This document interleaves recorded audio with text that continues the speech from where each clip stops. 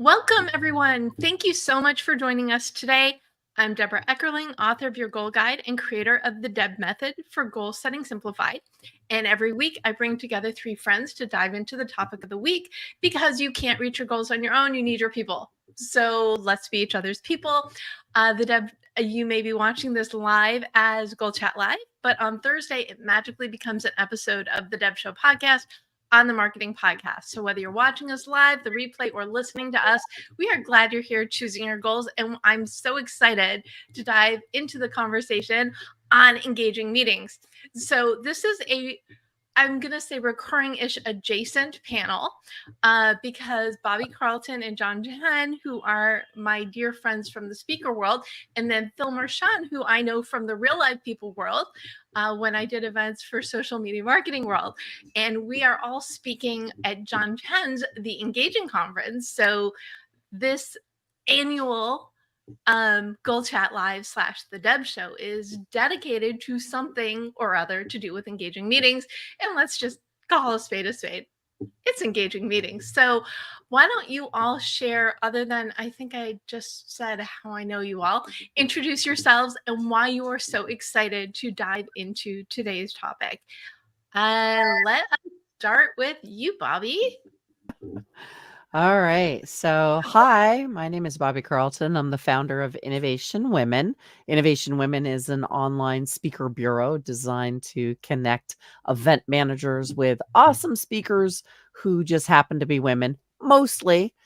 We also encourage male allies and people of color and other groups who are underrepresented on stage to join us. And one of the reasons that I'm so excited to be back and talking about engaging meetings is, as Deb mentioned, we've been here a few times having this extended conversation, and it's always a barrel of laughs and a ton of fun. And I'll always learn something too, mostly from John. And there you go. And I just realized that I changed the pictures and did not change the topic. So the card, which will be fixed on the recap, says it's on speaker fails, which is what we talked about last time. But this is indeed on engaging meetings. And I think, isn't this a lesson to just embrace the speaker fails? Oh, yeah. I love the irony of that. Hashtag winning. So, John, please share who you are, why you're here, and etc. Wow. Well, I'm the author of a book called Engaging Virtual Meetings, and I'm here so that Debra Eckerling does not find me. No, just kidding. I am also the convener of the Engaging Conference. This is our 4th conference, and this year we really looked at the secrets of planning engagement for conferences, summits, and masterclasses. And Debra, I just really want to share this. You know, what could not have been engaging was a friend asked me about an employee appreciation day they were going to do, and it was like a hybrid with pods. Like over 900 people were logged on, and they were going to try and do it themselves, but luckily they called me. And I thought one of the highlights, Debra, is that they had a talent show, but nobody submitted videos for the video talent show. It was like, America's Got Talent. And I said, why don't we change that to a lip sync? Because it's easy. I'll play the music. All they have to do is lip sync to it. And it was an 80s theme party, which I think Debra would have loved. And so they went out there. And while we only had 2 people signed up in the mid part, it was about 60 minutes for this part. Once we were done, over 12 different people or groups from around the country from this company had participated in this lip sync party where they had bought those inflatable guitars and microphones, and in one of them they actually were smashing the inflatable guitars at the end in a highlight. And it really came out too where the recently new VP and the CEO also did a Run DMC duet, and it turned into one of the highlights of engagement where someone came back and wrote, I thought I just log into this thing, but I just not participate all day. But I just want to let you know, I've been here all day. It's been a blast. It's been valuable. And I'm so excited to get connected with other teammates that were across the country. So that's what I think engagement really should be, Debra. Well, and you're answering the questions before I ask it, which, by the way, I am totally fine with. But this is the difference. I had a meeting last week with somebody, and she said, I just came off the most painful webinar. It is not okay Ouch. to still be hosting painful webinars in this day and age, right? Don't do it. Yeah, don't do it. Just say no. And I'm excited. So this is my second year offering the PEP pre-event planning session happy hour on the 20th to get people really excited about the Engaging Conference. So really glad you are here. Of course, I will put this link in the chat, and all of this will be in the recap at thedebmethod.com/blog. But yeah, let's let Phil say hi, and then we can actually answer questions like that stuff says. Phil, great to see you. And Thanks for I'm glad to joining give us. away some content before I introduce myself as well. But no, I won't do that quite yet. My name is Phil. I am Director of Experience for Social Media Examiner, which, as you referred, Deb, you and I used to have the opportunity to work together. And it's been a while since we've been on a call together. So that's really exciting. I'm also the author of the new book called Unforgettable. I don't have a cool graphic on my screen like John because I'm not quite yet a cool kid. So I just carry around the real thing. But she's going to do that too, I'm sure, any second. Yeah, see, I know John. I can't outdo him. But I've got something for you. Normally I pull out a saxophone when I'm on these calls, but I was at a retreat last week, and the retreat kicked off doing something that probably you and all of your listeners have not done since you were a kid. And that is, we all got little kazoos, and we all got to explore our voices with the kazoo. And it's really fascinating because I ended up becoming the first ever conductor of the Social Media Examiner Kazoo Orchestra. And we were tapping into our inner child. And I think that's some of what making something engaging is allowing creativity, allowing people to be who they are, not who they think they're supposed to be. So to that end, let's go. I love the fanfare. And that is a huge part of why I do what I do. Is I believe everybody should feel happy, fulfilled in some, if not all, of their life. If they can't fix the big thing, at least do like small things on the side, whether they're passion projects or side hustles or whatever. But find the joy things. And that, I love that analogy. Bring the joy into your meetings, and then everybody will feel it as well.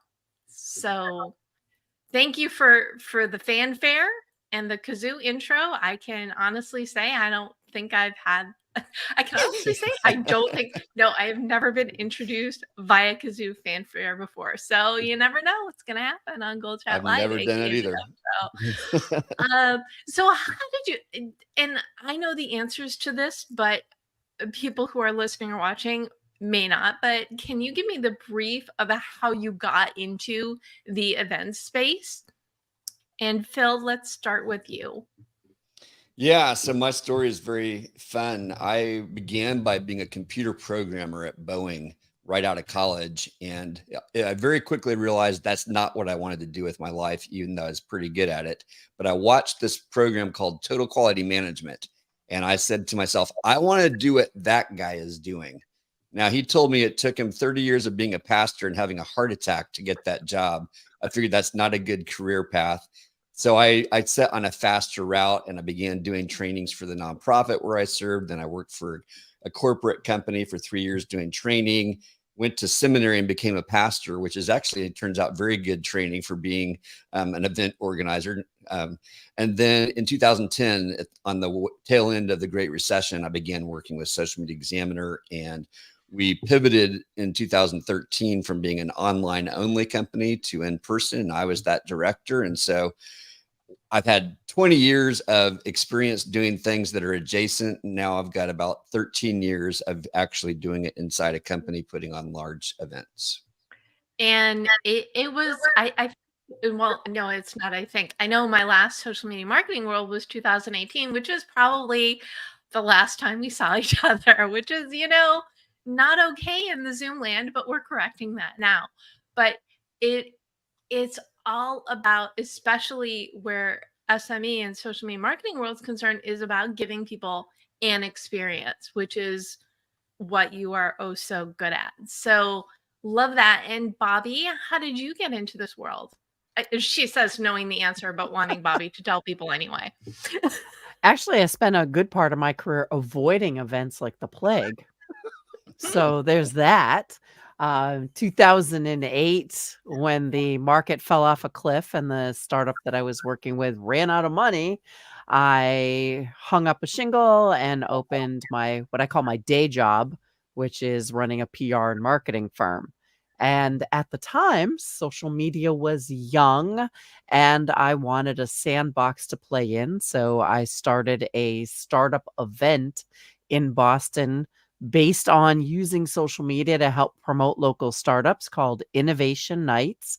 And over 11 years, we held 137 monthly events that helped launch 1,500 new products that got more than $4 billion in funding. Woo! And suddenly I'm the events queen, and I'm like, how did that happen? The way the best things do, by accidentally on purpose. and so, John, what is the short version of how you became you? I was a small child born in the South. Okay, let's fast forward a little.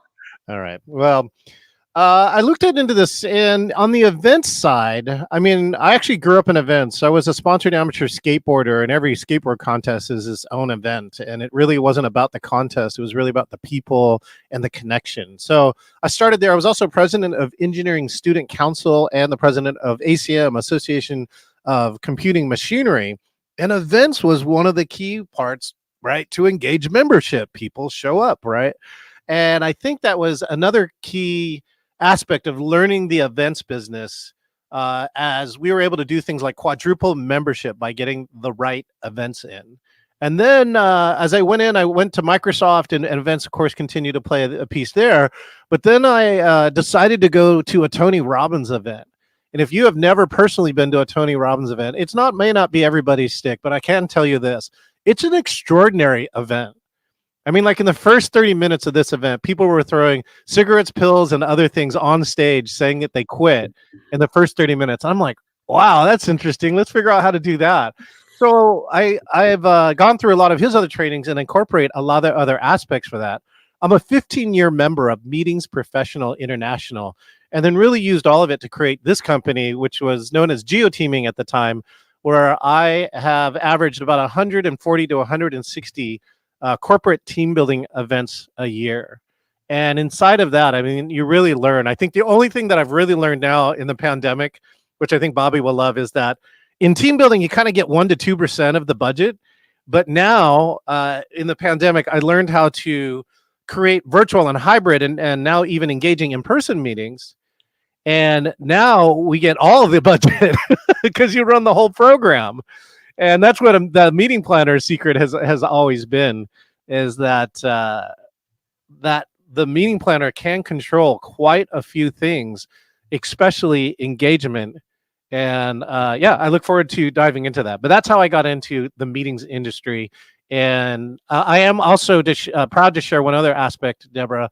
I am one of the co-founders of API Event Profs. Event Profs is the most popular hashtag in the events industry, and API is for Asian Pacific Islanders. So I am one of the first creators of a Facebook group known as API Event Profs, where we are really looking at the impact Asian Pacific Islanders have in this events industry. Back to you, Deb. Thank you. And I think that all of that is so awesome. And the common theme, of course, being, as happens, you create your space, right? If there's something that you love and you love it enough, you're going to, I was going to say, nudge, fit, find those things in your passion to turn that from, okay, this would be nice to do, even if it's accidental, like Bobbie, to being, this is the life you want. And for me, and I did events, technically my second job, but my first job out of college was doing events for Barnes & Noble. So starting arranging bookstore events and getting to a point where I was actually, at an event at a bookstore is kind of like mind-blowing. But I've always been very pro events, because as I said before, you can't reach your goals on your own. You need your people. You need to develop these tribes so you can, everybody's part of everybody's tribe, right? It's all about that relationship development, networking, but also learning things. So event space kind of mushes them together, which we love because it basically is anything and everything you need at your disposal in order to build your business, people, and information. But people still don't all love meetings. So why do people hate them so much? John? And I will say, originally the question was going to be, why do people love meetings? But I really think it is a love-hate. Yeah, no, the hate part are like the multitude of work meetings. I think the higher up you ascend into an organization, the more and more meetings you have to attend. And the real killer of it is the hate is useless, boring, and non-effective meetings. You know, the funny part, people talk about how bad virtual meetings were when they got on. Well, one of the people that I contacted in doing the Zoom fatigue research, she said, the problem has existed before the pandemic. It's just virtual tools just made it worse. They just magnified how bad it was. It's things like no agenda, right? People don't even know why they're there, right? The wrong people are there. People who don't moderate and try and keep the conversation going forward. I think all those are on the hate side, and I hate them too. Nobody wants to go to a meeting where you only have 40 hours a week, quote unquote, to get something done, and you want to spend 1 or 2 hours in there in a useless meeting doing nothing. You know, I think that's really key. So in the love part, though, in the meeting, I mean, look at the world open up again. The love fest is definitely here. There are people who are loving the, get back in touch and, hug each other and all that other, in-person types of things that I think people finally realize. I think they took it for granted. And I think they finally now realize how valuable and how important it is, and how much they should really plan for it, how much they should really design for it. And then you can get a meeting that you can love. And I can tell you, there is a love fest coming back out right now of coming back together, right? Doing all the things that you can't do on virtual really well, the sidebar conversations, me whispering to Debra going, man, Bobbie is the awesomest speaker I've ever seen on stage. Things like that. You can't, these are all the things that virtual can't do. And I think that that's the thing you should love. And we should love the thing about meetings where, one, magical moments happen. Like truly what was the quote that I got from this year's from National Speakers Association. And that quote was, goosebumps don't lie. And your odds of getting goosebumps in an in-person meeting, I think, are potentially higher. But that's what you should really look at. That's what you should love, meetings, because those things only happen when that collection of people come around. And then I love the things that happen serendipitously. I'm just going to say that lip sync party could have been a disaster, and then it turned into like one of the greatest things. And that's what happens when you get meetings and the right pieces together. I want to leave this last piece, Dev. In a meeting, things should happen that can't happen by yourself. They should only happen with a collection of people, like decision making, right? Brainstorming, creativity, not a report and not a diatribe. So that's what I think. I love it. And I'm sure Phil has some even more to add on this. Yes? Oh, of course. I was afraid you were going to say I was going to do better than that, but I will add to that because I don't know. Yes, we're very yes and for sure. So, in terms of like, why do people hate meetings? This question was postured to me. Could that meeting have been an email? Yes. We've all heard that said, right? Well, could that workshop or that webinar or that event have been a meeting or an email? That's the way I think so many feel when they have gone to these conferences and events that are out there. They're bored to death. They're wondering why they're there. They're feeling forced. They feel like a cow who's lined up to get inoculated for the flu or whatever's coming out. That is the way it often feels when you go to events. It's like, I know I'm supposed to be here. I hope there's something good that comes out, but the effect of it is like an inoculation. You got a small dose of the real thing, but you didn't actually get the real thing. I think that is why people hate it. is like they know they have to do it, but they really dread it. And there's a lot of better things they could be doing with their time. But why do people love it? And I think I agree with all that John said in terms of the in-person versus the online. But goosebumps do happen online. John, you witnessed that at the event I ran last month. It can happen if people show up. I think the way people show up in person, though, is so much greater. And that's why in 30 minutes, people are making life-changing decisions at a Tony Robbins event. There's a lot of things that are going on there that he's set people up for. But I would imagine that would be very difficult to happen in an online event. I was at a retreat last week where we did a bunch of crazy things together as a staff. And some of them you could look at the agenda and say, why are we doing that? Why are we doing that? It doesn't make sense. But it all had a purpose. And it led to some breakthroughs that happened toward the end of the event because we had created these common memories together. We had done things together that you would never have chosen to do on your own. And because of that, you're getting outside your comfort zone. And when you get outside your comfort zone, you're open to new ideas. You're open to new ways of seeing things and the way others on your team or the others in the world see it. And so I think that's part of why we love it, is not necessarily the pain of doing something uncomfortable, but the joy of what happens on the other side of it, the breakthrough, explosive ideas that can emerge, the new connections with someone that maybe you thought you didn't get along with. Now all of a sudden you realize, wow, this is my new best friend. Like Deb, you and I met that way. I watched you in action and said, hey, we've got to be friends. There's this thing we need to solve together because I saw something in you that if it had remained online, never would have happened. So I think people love it because of those experiences they can have, the breakthroughs that can occur when they leave the office, they leave the home, they are in a new situation where hopefully you've created this environment where they're entering into this other world, so to speak. And all of a sudden they're able to look at their life and look at possibilities in a very different way. And I think that's what people love, is when they walk away with those ideas and then hopefully go back home and do something about it. 100%. Absolutely. And I do remember before I worked that first social marketing world, I said, Phil, we don't know each other very well, but you do not want me in a corner spinning signs. We need to find projects for me. Yes, I do remember that. And you were much more than a sign spinner, although I think you can spin signs. You know, I've never actually tried, but I think that's what led to me creating table talks for that very first social media marketing world we did together. So there you go. Spin topics, not signs. I do. This is true. Absolutely. I love it.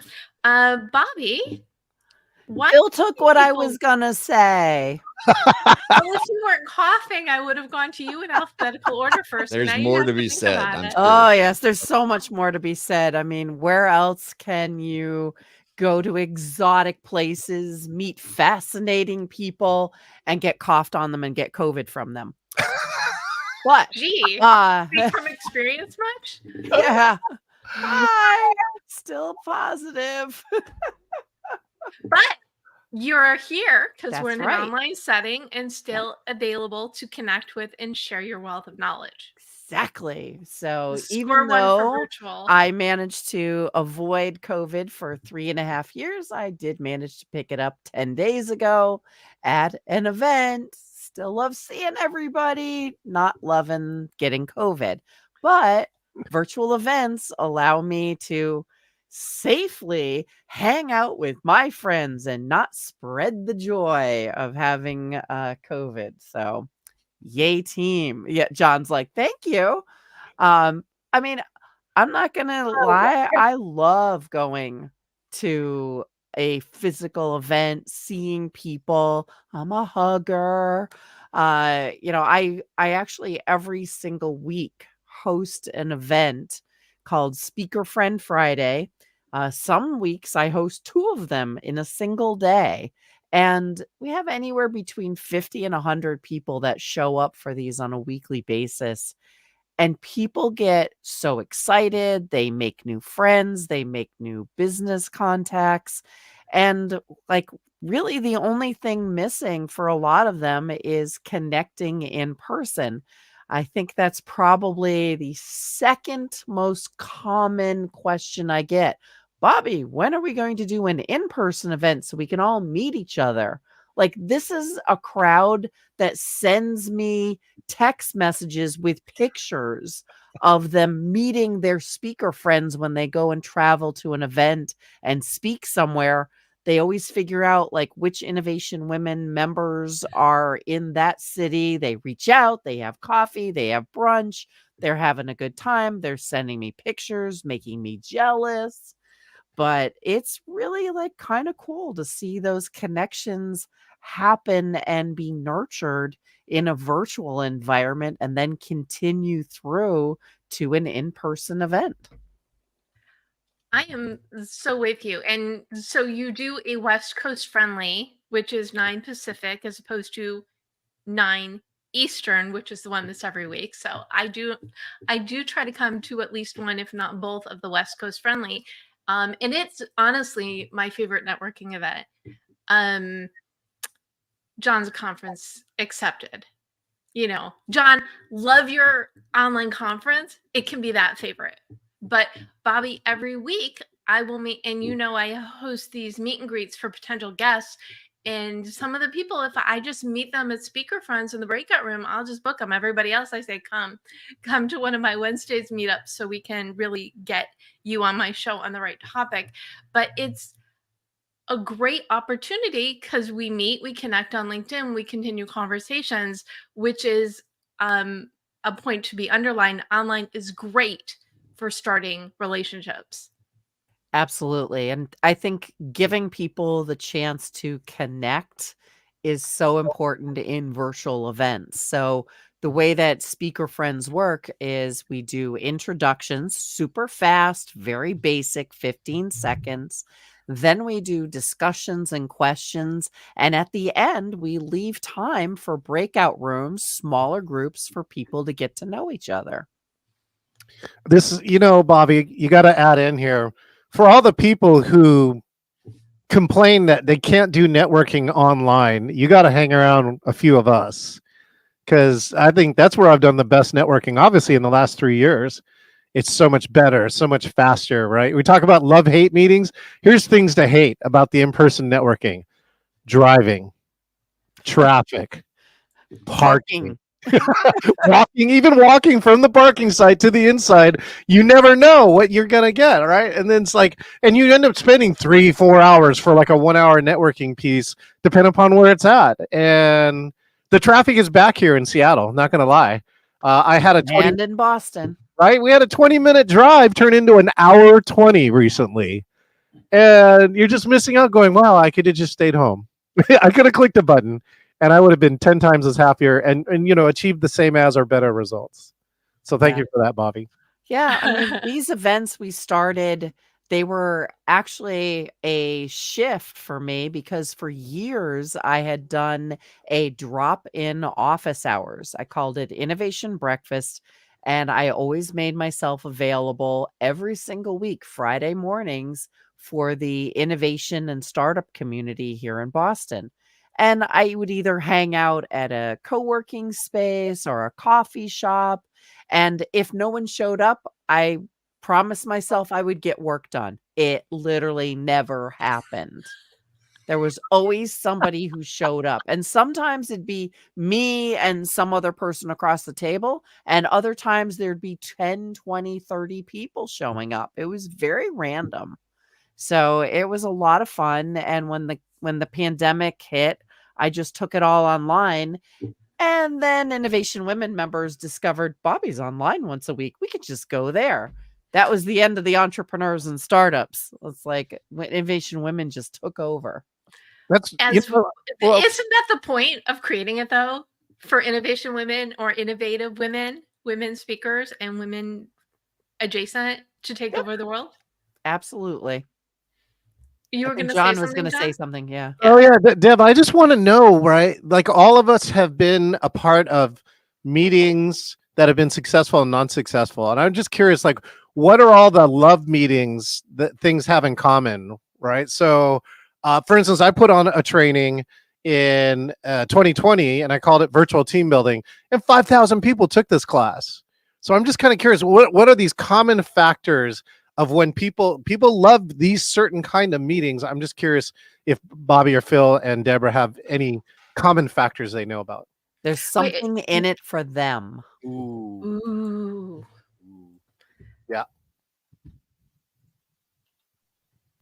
And in the case of Bobbie's meetings, it's more speaker friends, right? Yep. It's interesting. Like, I've seen people come in and end up being on somebody's podcast, Deb. I've seen people come in and get connected with other speakers that you would think would be competitive, but what they do is they join together and they go out and they actually pitch shows on the group of speakers who all address different aspects of the same topic. So, for example, we have a burnout panel. It's a whole group of women who all address burnout, but they have different aspects of it that they are addressing. We have another group that I think is actually becoming its own company. They are incorporating this group and they are focused on companies where there is what we call a male dominance or a male saturation in terms of the industry. So that organization has been doing panels together and actually doing business together. I love that. But before I jump to Phil on this, I have to share. So I talk about when you go to events, have a goal, have a purpose. And last week I did a session on the art and craft of networking for writers and creatives for Women's National Book Association San Francisco chapter. And as an example, I mentioned that when I go to events, I like to look for shows to be on, more media to share my love of goal setting simplified and event outcome optimization. And I got an email about an hour after the event from somebody inviting me on her podcast. So not the intention, but love that response. It was like, ooh, my example worked. So anyway, transition. Phil, what do you think makes a meeting successful? I think one of them is a parallel to what we're already talking about is, do the people understand and appreciate that we designed the event for them? So not just is the content there for them, but they have the opportunity to personalize it. I think when people walk away feeling like, wow, these were my people, this was my place. The music that they played, the way they decorated it, the way people are showing up, they feel like they've walked into something that feels like, man, this could have been my home. I could have designed this. That feeling of belonging and home, I think, is a big success factor for why people will keep going back. And that, again, can happen online or in person. But has this event been designed with the audience in mind, or was it designed with you in mind? I think a big mistake I've made it more than once, probably many times. And event organizers, we tend to design events that we'd like. And unless we are the target audience, that's probably not a good idea. And it takes a long time and a lot of humility to let go of what you think you would like and to really get to know and understand what it is that audience is going to like. So I think that's one of the big things. There's lots of them, though, that will affect what content is being talked about. Have you actually taken the time to get to know what people want to talk about? Are you helping to facilitate conversations? Deb, you're amazing at this. You get to know people and you understand, oh, well, you need to actually meet Bobbie because she's an expert at that. And if you've got people facilitating those kinds of connections and conversations, I think that takes an event from just being a gathering to being something that there's explosive opportunities, because half the people, maybe more, walking into your event are shy, introverted, and aren't sure who to talk to. And so if there are people there that's their whole mission, is to help make sure everyone feels comfortable and feels connected to at least a few people, that's going to change the tenor of the event. I think that's harder to do online than it is in person, but I'm with you, John. I don't like driving and flying and staying in hotels all for the sake of that one chance encounter. Sometimes that chance encounter has been totally worth it. A lot of times it's not, right? So It's one of my favorite things to do in real live events is standing in line and making people stop looking at their phones and either talk to me and talk to other people, because you're there in person. You could do that, from anywhere, but Right. use that opportunity. You're all at an event for a reason. Why not start talking? I mean, and food, well, food always comes up in my shows. It just depends on when in the conversation. It's something if you don't want to use the topic of the event to talk about what you had for lunch or what you're having for dinner or whatever, because food is really the ultimate conversation starter. And John put in the comments, which I completely agree, the drink and food lines are the best networking opportunities. As I'm sure all of us do, we say that when you send a LinkedIn request, especially after you meet someone at an event, always personalize. And you could say, oh, it was great chatting with you in the coffee line, or wasn't that breakfast like actually good? Whatever those memorable things are, they are going to connect you with the person that you just met beyond their name, their company, etc. Can I ask a question about food? Because I just observed Yes. this happen. So, we love talking about food.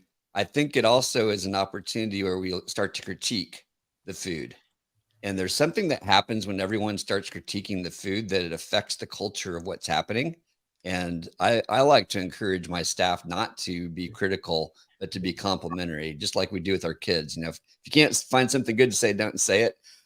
I just noticed that happening, though, that when people start becoming critical, others will join in, and all of a sudden they become critical of everything. Is that just me, or have you guys noticed that happen? I can chime in though on one. There was one event in the meetings professional community where they kind of didn't spend enough budget on breakfast. It was a bowl of cereal that was sealed, and a carton of milk. It was like something you got in like grade school. Yeah, it was bad. And people started like, this is the thing you don't want at your event. That low level simmering conversation going, Phil, can you believe that they just gave us a box of Cheerios and a carton of milk and charges like $120 admission? It was like, when the food and drink is bad, I think Deb will definitely agree with this. When the food and drink is bad, it will cause a low roar that occasionally will turn into a high roar if it's really bad. It's something you got to get right, I think, at your events. I think yes, and if the food and drink is non-existent, if it's only coffee and water, that's just not okay. Depends how the event was built, but yeah, if you're expecting something and you disappoint. Okay. I guess my question is about staff and our contribution to those conversations. 100%. If the customers are complaining and it's a legitimate complaint, The answer is always, what can I do to make this better for you? Yeah. I'll take that feedback immediately right now. Thank you so much. Yes. The answer is always, how can I help? What do you need? Yes. And if it isn't, they're not your people. And right? Well, and I know, as someone who has been one of Phil's people, I know the immense training that goes into the couple days prior to the event to make sure all the staff is in that service attitude, like nothing I had ever experienced before. And now I look at customer service, ever since my first Phil training, I look at customer service completely different with probably a much more critical eye, because if you're there is a reason, right? If you are working an event, which is also a real, I will get off my soapbox in a minute, maybe.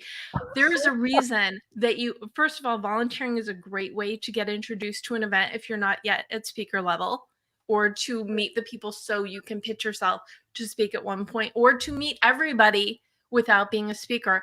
But you need to go to it from a perspective of service. You are there because you want to be there, because you want to meet these people. You want to have genuine connections and start developing relationships. If you're not in that attitude, you probably will never work in event for either of the four of us again. That is all I'm saying. If I got to add on before Bobbie jumps in here, which is food is engaging. Really one of the keys. And that's why food and drink has to get right, because otherwise it gets in the way of the real key other goals of the meeting, which are usually networking and education. So one of them is, I was once the VP of membership here for our meetings professional or MPI chapter. And during that year, we created something called the 5-star program. We just said, we're trying to every program earn your 5 stars of ratings because they actually care. And I gave at every meeting, we gave a text line, whether it was mine or somebody else's, says you could text anything. And one time I got a text going, we have no B&B plates. And I'm like, what's a B&B plate? Right? And all of a sudden, they sent me a picture and they realized they had no bread and butter plates. So they were taking the bread and butter and putting it on their coffee cups that were empty. Right? And this was just a massive distraction for this table. But they had texted me about it. And like not more than 60 seconds later, I'm coming in with bread and butter plates for them that I had gotten from the hotel. But it's something so small. But I want to like highlight that opportunity to fix that, re-engage them in everything that was going on. They're going, oh my gosh, these people care. Right. And that they, even if they made a mistake, that will go through this. And Deb, hopefully later on, I can tell you the story about food is engaging, about the most amazing spring roll I have ever eaten. But I'll just leave you with food is engaging. Now I need to know about the spring roll. Can you tell it in like 30 seconds? Oh, Bobbie. Okay. Bobbie, let me. The short version is, have you ever been to Alinea? What do you? Alinea is one of the top. It was number 7 on San Pellegrino's restaurants in the world, meaning it was the number 1 restaurant in the United States at the time. And the reason why I did this, I was asked to keynote at ILEA, right? The international. Wait, it's not that. It's what's the catering executives, right? It's the catering executives and events. Anyways, so there's a bunch of food at the event. So I'm telling the story. And they put on 2 chopsticks and put something down that's clear and it has flowers in the middle of it. And then 3 courses go on. And they don't tell you why they put this there. So all of us are sitting there going, what the heck is this thing for? 4 courses later, they come out and they bring this square piece. And it has like 20 different dots of flavorings on it. And they take that down. The 2 wood pieces come out. They go and they make 4 points. Then they finally take this piece. Turns out it's clear rice paper with edible flowers, Deb. And they drape it over this and then put in there. And it is the best spring roll because they put a filling in there. You can now season it with the 20 different things and now eat the spring roll. And later I got a chance to ask the chef, how did they come up with this? And they said, after every meal service, they go through and think about new ideas. And I said, where did you get this plate? Where did you buy this? And he goes, oh, we couldn't buy it. We had it put out to be made specifically. There are only 20 of these and they are here in this building. And that blew me away even more about how much care they put into like one piece of food. Wow. I feel like it's a really good analogy for events and meetings, right? Because you want to get it right. You want to put flavors that appeal to everyone and you want people to come away with talking good things about the experience. One of the things I want to jump in on is the distractions comment. Okay. You don't want your food to be a distraction.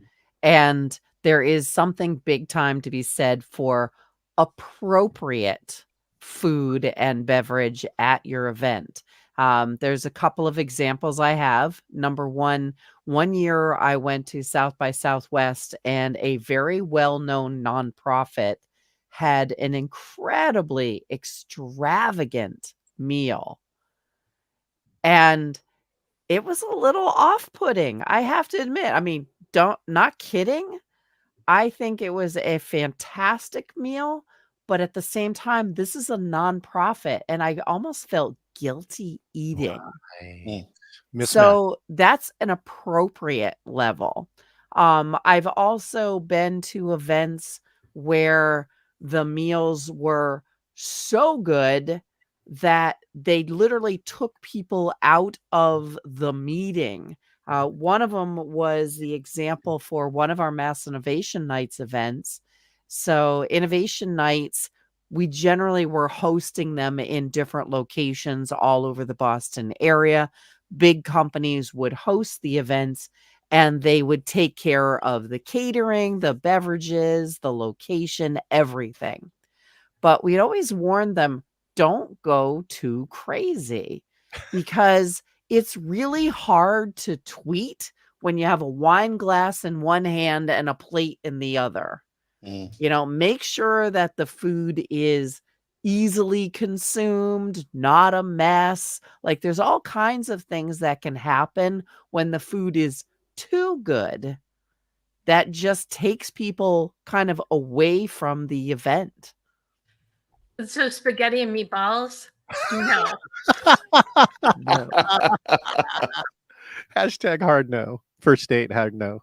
Yeah, None of exactly. those donuts with the powdered sugar, okay? Just Beignets. saying. Oh my gosh, Yeah. beignets. Yes. They go great on beards. I always wear black. Not a good thing for me. Yeah, that's great. I'm still in the powdered donuts because people always serve them. What are they thinking? That they're yummy? Okay, fine. That they're but not even the good donuts. We only want the know. cider donuts. It's or that the season. the stuff, the chocolate. Is it the Boston cream? Are those the ones Boston that with the cream. chocolate and the cream Ooh. inside? Those are the best. Oh, No spaghetti, no powdered donuts. I think we're on to something there. We should put together a list of the top 10 worst foods to have at an event. No spaghetti. anything else to add? Any other bad foods to add before we move on to goals? Well, ribs in the wrong place, right? Handheld messy food.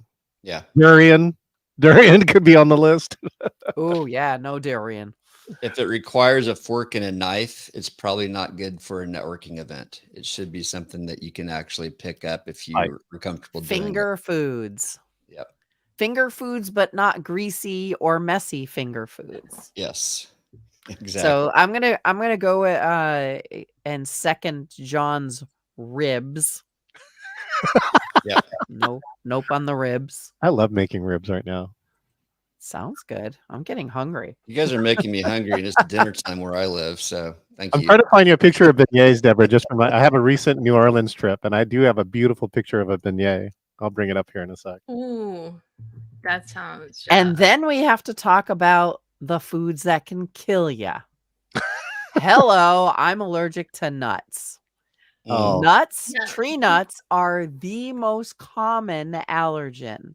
Yep. I cannot tell you the number of times I have been to conferences and events where it's like, hey, here's the cashew chicken. Hey, here's the almonds toasted and strewn across the salad. No. Yeah. Like, there was one event I went to, I swear to God, every single food item had nuts in it. Wow. I was like, come on. I'm going to give a shout out to On the way back at McDonald's. I want to give a big shout out to my friend Tracy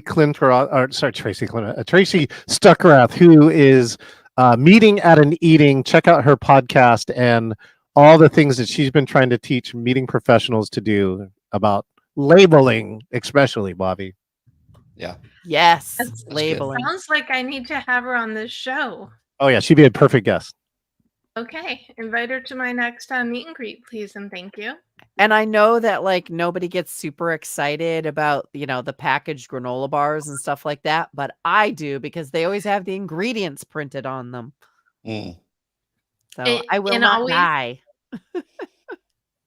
Be aware of allergies, but also be aware that some people do not eat meat or Yeah. fish. Right. Choices. Or Oh, vegetables. choices. Wait, Hello, Yeah, you got to gluten. have a lot of choices, cover all the different categories. It's tough, but it's worth doing, and good venues, good chefs will know how to do it. Yes. so if you do food, do it well. If you do food easy, just have more than the little cereal boxes, have granola bars and other, grab and go kinds of snacks to make sure you don't hear the stomach grumbling from the Don't stage. kill your guests.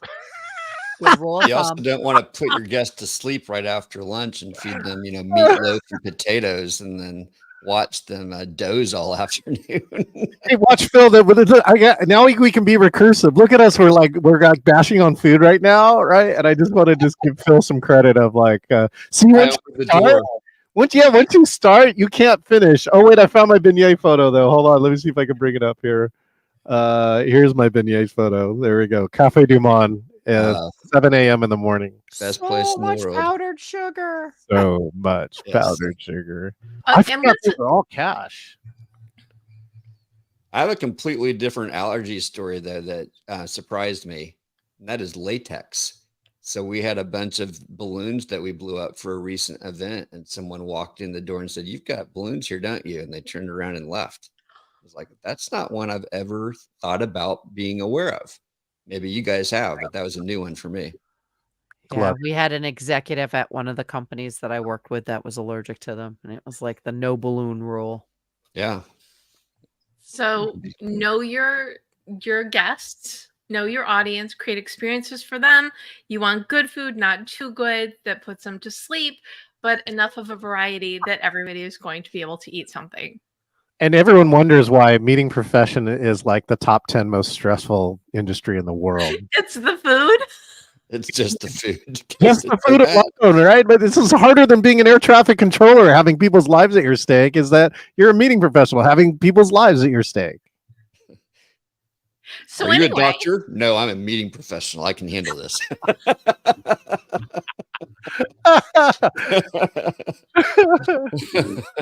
I only play one. I'm used to taste buds with Deb getting me hungry, and but I should know that the show does have that ability as well. So thank You're you just for gonna have to making. reuse this episode for your next taste test with Deb, and you're done. I once had a speaker who was a vegetarian who kept kosher. And between those two things, I was like, oh no, it wasn't vegetarian, vegan and kept kosher. I was like, I don't know what to feed this person. Oh, Bobbie, I got to shout out though my good friend Nicole Smith, who got Alpha Gal. Have you ever heard of Alpha Gal? Oh, no meat, right?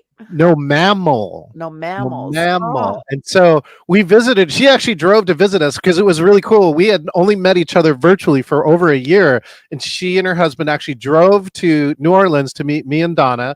And she took us on a tour of all the vegan restaurants in New Orleans. And it was actually really interesting and cool because these are totally restaurants I would never go to. All right. And I don't have to eat vegan, but I like the food. And it was really cool to see some of the top New Orleans vegan restaurants really kind of show off. So it was cool. I actually worked with an executive for a German company, and he and his wife were vegetarian. And Yeah. so we're in Germany eating at all the vegetarian restaurants, all like 3 of them, maybe. Yeah. It's Germans love it. it's Love not that. like LA where there's one in every block next Yeah. to Starbucks and the yoga This was studio. also a while ago, so it was even harder. I can't even imagine. I imagine it's probably better today, but that was hard. It was like Midwest hard. Yeah. As someone proudly from the Midwest who proudly now lives in LA, yes, you can't. I mean, you can go to the Midwest and probably eat well vegan, but you're in the Midwest. Why would you want to? Yeah. You can also is make harder. fun games out of the whole food thing when you're going to a conference. One of the things that I've done a few years is try to have tacos at every meal at South by Southwest. I'm there for 5 days. Tacos 3 meals a day plus snacks. It's possible. Really? And not even repeating tacos. No. It's been a while since I've been to South by, but it's definitely doable. Absolutely. To Breakfast only eat tacos tacos. for the win. So anyway, Tacos are engaging too. I'll leave it at Oh yeah. tacos they're probably the most engaging food because you can put like anything in them, right? very viral. Just Social wrap media. it up in a tortilla. Anything in a tortilla.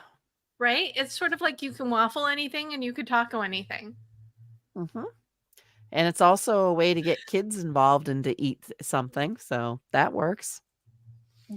But also adults. I mean, I would imagine a taco bar Oh, would make yeah. a great event food. A baked potato bar. Walking So, tacos. You guys had those? Oh, yeah. Yummy. wait, what are they? It's Walking. basically Fritos in the little Frito foil container that they put stuff in. Or And then Doritos. you pour Or stuff over it, so you make your own taco inside the bag with Fritos as the base and walk around and eat it. It's very messy though. Probably not a good conference food. eh, Good after conference food. You're tired. Sean's It's like making your me hungry conference again. reward. That's pretty good. It's at least engaging my stomach. South by Southwest, you're walking 17 miles. You need your energy food. There you go. So why not? That's true because they never do have the same. It's what, like a mile away, 2 sessions, right? That's the shortest distance between 2 sessions is a straight mile at South by. I think, Deb, though, one of the things that they look at as a since we're on the food trends is engaging food. Is that like a taco bar, or there's been a lot of Asian Pacific Islander things where they're giving the small, looks like the takeout box as your container. There's a bunch of those things where you can make something the way you want it. And I also think that's another key element to engaging, right? And so talk about Phil. Phil said, what if this event was made for you? Well, what if you were given the choices that you could take the parts of an event that only you like, which is different than what somebody else likes. And so that's kind of like, what is your buffet in your event, right? And I think that engaging food is like that because it gives you the choice to make the thing that you like, the you want the way you want it. How did we end up down this path? Because Tacos, Bobbie, it's your fault. we ended on this path because food and conferences go hand. Actually, Phil asked the question. Thank you for this tangent. You're welcome. I think. No, I it was I've definitely genuine. learned. Thank you for this tangent, Phil. This has been such a wonderful conversation. I know we can go another hour, but I do want to be cognizant of everybody's time. Before we wrap, though, I would love for each of you to gift a goal to our audience, whether as a meeting planner or even, well, I guess attendees as well, how they can get the most out of meetings, making it engaging for themselves. But what is your favorite engaging meeting tip? I will leave it vague because I love vague. John, what goal do you want to gift? I want to gift this goal, which is give control to your attendees. Right? That we're looking for the more politically correct version, but someone always gave this to me. Let the inmates run the asylum. And what I mean by that is give your attendees different places where they can take control of what they're doing. And I think that's one of the key important parts for engagement is let people decide what they want to do, right? If they want to go to a keynote, go to a keynote. If they want to network, if me and Phil want to just sit around and have a beer and have a conversation, that might be the most valuable part of the conference for me. And so, so look for different parts when you can give control to your attendees and let them make their own choice. I bet you 99% of the time, they will make a choice that will make them happy. And speaking of making them happy, right, October 23rd to 25th, and come see Deb on October 20th so you can set goals and get the most value because her code is right here, EVM Deb Eckerling. You get that, you get 50% off, especially if you're one of our amazing VIPs. Back to you, Deb. Well, and thank you for sharing that. And that will also be in the recap, which you can get at thedebmethod.com/blog, along with the highlights of this conversation. So thank you for sharing that. And I'm very excited. It is my second year doing a pep talk for the Engaging Conference, FKA Engaging Virtual Meetings Conference. It's going to be awesome. Okay, Bobbie, what goal do you wish to gift? So obviously, a lot of the work that I do is with the speakers and kind of tacking on to John's letting people have control, giving them control. If you are a speaker, I want you to make it easy for the audience to understand what your session is about. Okay? we all love the super creative titles and the far-reaching analogies, but one of the pieces of feedback that event managers hate to get is, I ended up in the wrong place or the wrong session, or this session wasn't what I expected. So again, we all love creativity. Just don't get so creative that people aren't quite certain what you're talking about. Over to you. I think it's don't get too creative. No, be informative without being creative. And because of you in Innovation Women, my perhaps subtitle is now How to Stop Wasting the Time, Energy, and Money You Spend at Conferences. So good. Right? But that came out of a speaker friends because I mean, Pep Talk works very well for what I'm doing for John. But when I'm working with companies, this is what they need to know if they're sending a team to get the most time, money, get the most from their time, money, and energy. So I already did the goal. Yay me. Love it. But so important. And if you're speaking, to know what it is that you're speaking about, then you can get creative and then rein it back in also, which is the other fun thing you can do, right? Subtitles. Yes, this is why we love our subtitles. So, But Phil, understand that often the event managers have a website or they have a program that is going to require a short headline, a short title. So your subhead might never show. So you got to make sure that that title tells people what they're going to get. so everybody leaves with a fulfilling experience, and the hosts invite you back year after year. Absolutely. You want to get those really good grades, and you're not going to get those really good grades if people are in the wrong session. So true. So, Phil, what goal would you like to gift? This is a gift for all of us to give to our attendees or to ourselves when we go to somebody else's event. And that is, put time on your calendar immediately after that event. So that I'll title this Start with the End in Mind. Put some time on your calendar immediately following that event before you slip back into the office or your next event or whatever's coming next, where you can debrief and decide what you're going to do with what you just learned. And if you start with that goal at the end of the event, you're actually going to be paying attention during the event and putting things down that you might want to do something about. I think that can transform good, just showing up and kind of experiencing something, and instead making it a launch pad into change for yourself, for your organization, or go change the world, depending on what your ambitions are. First of all, we know we're of the same mind, because that is one of my favorite tips to give people as well.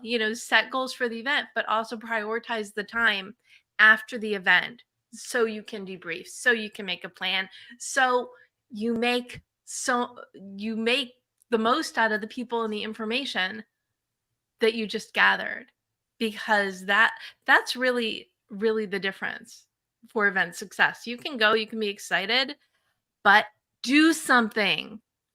Yep. Allow it to move forward so you can improve yourself, your life, your business, your relationships, all the above, right? Absolutely.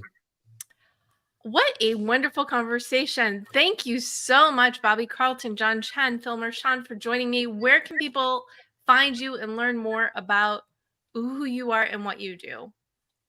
Phil?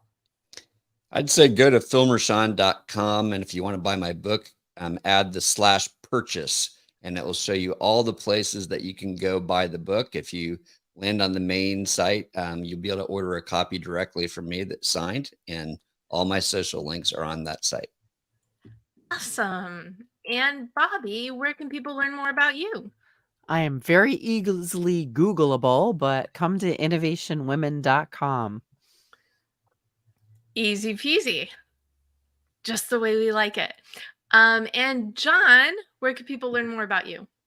You can go to engagingvirtualmeetings.com. If you hit /con, you can also get to the conference. You want to learn more about me, come spend 3 days with me, and I guarantee you'll come away with one thing that will make your next meeting more engaging, whether it's virtual, hybrid, or in person. Awesome. I'll be there too. Yeah, and so will So will Phil. What a All these coincidence. people. Love it. I have it marked off, so I'm going to attend as much of it as I can. It's going to be really remarkable. So whether you host meetings or like to attend them, if you want to hang out with a bunch of really awesome people who don't hate meetings, they actually love them, this is the place to go. So whether you love them and want to love them more, or you want to learn to love them, right?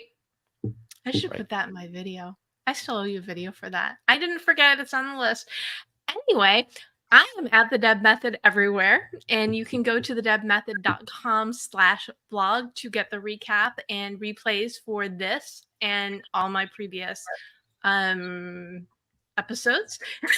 Yeah, and you can subscribe on YouTube, and you can subscribe to the Deb Show on your favorite podcast platform. And if you want to refresh and or reboot your goals before attending these fabulous meetings, you can grab a copy of your goal guide at your favorite place to buy books. Again, wonderful conversation, but honestly, I expected it to be awesome. I am so glad I was not disappointed. What final thought would you like to leave people with, John? Oh my gosh. You want engagement? Engage. I'll leave you with that, which is engage your audience. Just look and figure out how you can have a plan to engage every single person before the end of that. If you do that, I think that people will come back to your meetings over and over again. Awesome. Love it. And Phil, what final thought do you have? Don't be afraid to be yourself. Instead, be unforgettable. There you go. I apologize. I should have ended with you. Thank you for that. I was gonna say I have to follow that. No, Yes. I completely Yes. forgot whatever the heck it was I was gonna say. Be human. Sorry. Don't forget. Anytime you have something to say and you get a little off course, or maybe you go blank, nobody in the audience knows what you're going to say. So whatever you are saying is the right thing. That's awesome. That's a good way. So be human, be engaging, and be unforgettable. Okay, we've figured out the secrets to engaging success. Thank you again, John, Chen, Bobbie Carlton, and Phil Mershon for joining me today. And thank you, whether you're watching GoalChatLive live or the replay, or you are watching this as an episode of The Deb Show on the Marketing Podcast Network. We are so glad you've chosen yourself, your goals, and to learn more about engaging mediums. Go, be engaging, be human, be unforgettable.